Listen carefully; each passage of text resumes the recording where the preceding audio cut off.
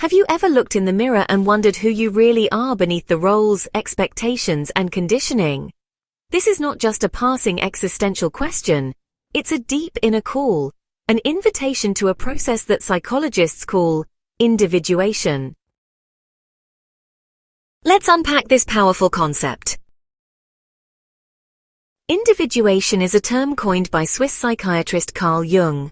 It describes the psychological process through which a person becomes their true, whole, and authentic self, separate from the identities imposed by others, and deeply connected to their inner truth. It's about becoming who you truly are, not who you were taught to be.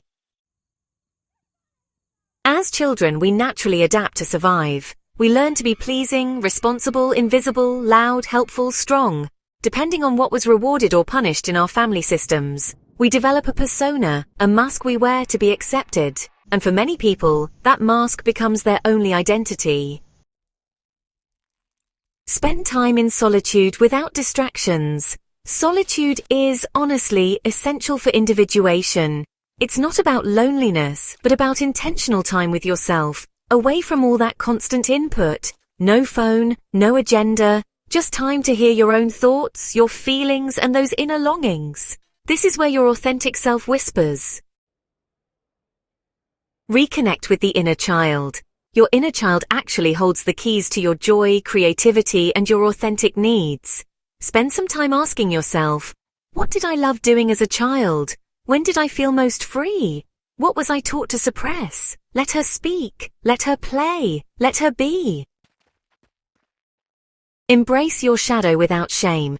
The parts you reject, well, they hold your power. If you were taught not to be too much, too sensitive, or too ambitious, those are probably aspects of your authentic self that really need to be reclaimed. Practice shadow journaling or talk with a therapist to explore, what am I afraid others might think of me? What parts of me do I hide? What am I jealous of in others? It often reveals what you disowned in yourself. Strengthen your values, not just your opinions. You know, a lot of people can argue their opinions, but they don't really know their values. Values are honestly the compass of individuation. Ask yourself, what do I stand for? What truly matters to me in relationships, work, and life? What am I willing to let go of to live in alignment with these values? Living by your values gives your life depth and direction. Release the need to be understood by everyone. As you individuate, not everyone will understand. Some people will be uncomfortable with your growth. You might even grieve relationships or identities you've outgrown. That's okay. You're not here to fit in. You're here to become whole. Practice emotional boundaries and inner authority. Stop outsourcing your worth. Individuation means learning to validate your own feelings, make your own decisions, and take emotional responsibility. A strong self-identity doesn't mean you never doubt. It means you trust yourself even when others don't agree. Create a life that reflects your truth. This is, honestly, the most beautiful part. As you reconnect with your authentic self, you'll naturally begin to change your outer world. Relationships, environments, habits, goals. Not because you should, but because it's a reflection of your inner integration. Your work becomes more meaningful. Your relationships become more honest. Your boundaries become natural. Your joy becomes quieter, deeper, and rooted.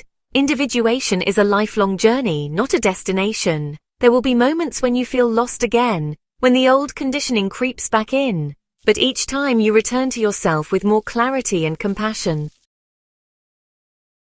Remember, you are not here to be perfect. You are here to be real, to be fully human, to be wholly yourself. And the more you embody your true identity, the more you give others permission to do the same. So take your time, be gentle, but never stop walking toward your truth.